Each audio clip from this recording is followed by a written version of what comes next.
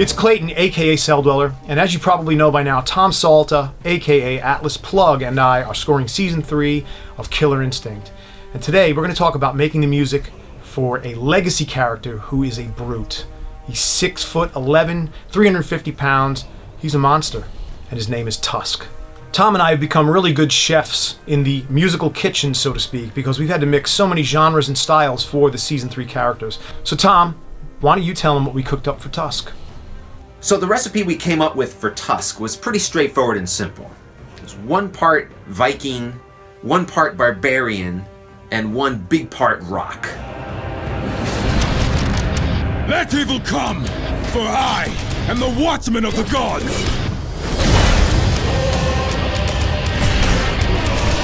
When I think of barbaric, I'm thinking of just very basic boom, boom, like dun, dun, dun.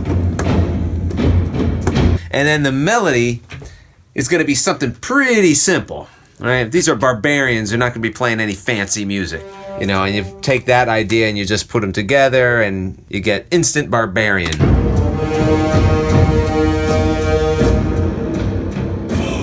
So I'm going to play a little clip of the original Tusk theme, and this melody was something that we needed to kind of modify for some aspect of the game. Generally, we put this in the boring state, and I'll explain about that in a minute. But here, let's take a listen to the original Tusk theme.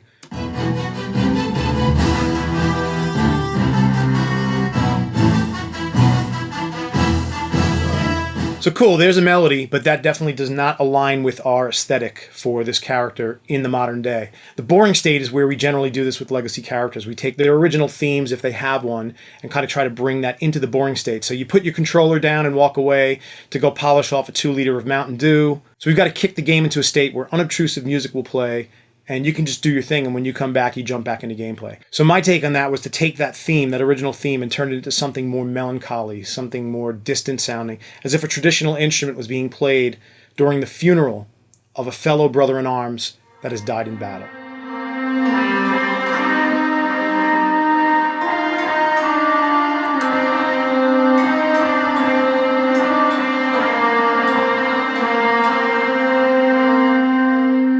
And now, for the combo. So with the combo, we wanted this to be the most Viking-esque celebratory part of the whole piece.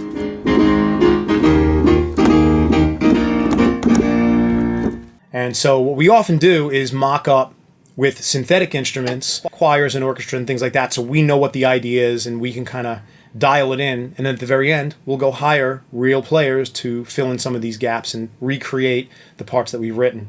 And in this case, we hired a choir from Bulgaria. So it would sound more like this.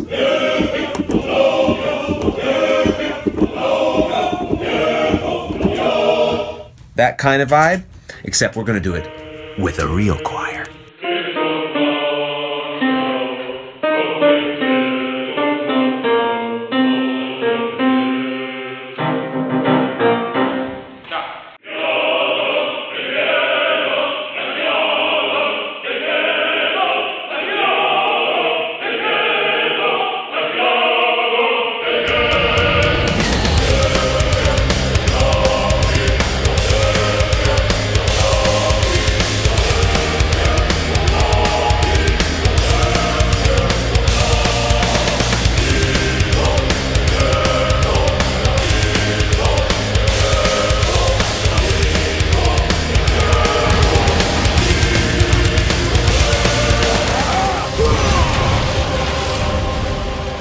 Death comes to all.